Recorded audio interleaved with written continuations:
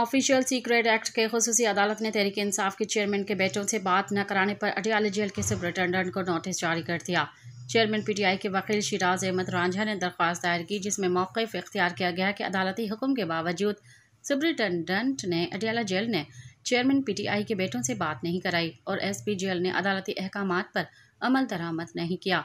अदालत से इस्तदा की गई कि अहकामात पर अमल न करने पर सुपरिटेंडेंट अडियाला जेल के खिलाफ तौहीन अदालत की कार्रवाई शुरू की जाए और जेल हुकाम को चेयरमैन पीटीआई के बेटों से बात कराने पर हुक्म पर अमल दरामद का हुक्म सादर किया जाए। ऑफिशियल सीक्रेट एक्ट के अदालत के जज अबुल हसनात ने चेयरमैन पीटीआई की दरख्वास्त पर समाअत करते हुए सुपरिटेंडेंट अडियाला जेल को नोटिस जारी करते हुए 8 नवंबर तक जवाब तलब कर लिया।